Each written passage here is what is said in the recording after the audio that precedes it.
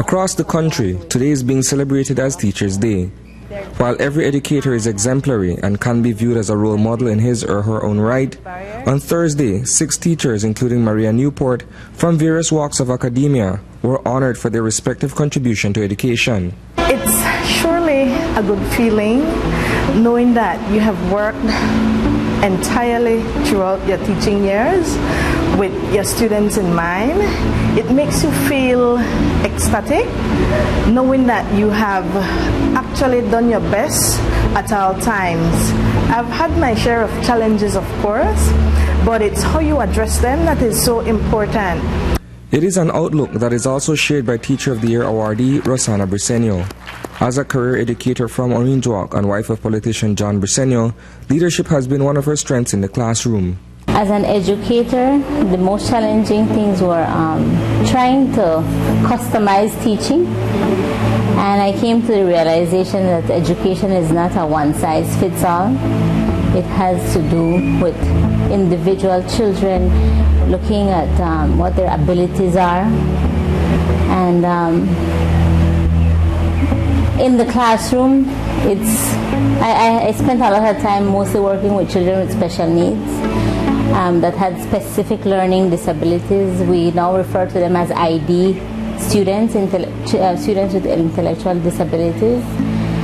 So that was one of my greatest challenges at the beginning of my teaching experience.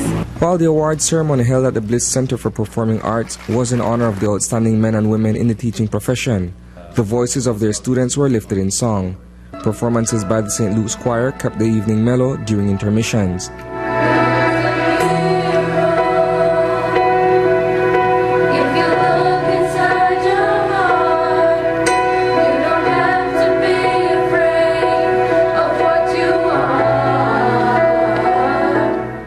Secondary School Teacher of the Year awardee went to Yasser Musa, an art instructor at St. John's College. I've been teaching here for 20 years, well almost 20 years, this will make my 20th year, and my main teaching experience comes from art, visual arts specifically, but I've also in the past taught literature, and last year for the first time SJC introduced the teaching of African and Maya history, and I've been part of a team of 3 teachers to introduce that pilot program. So art, history and literature have been my main areas of focus.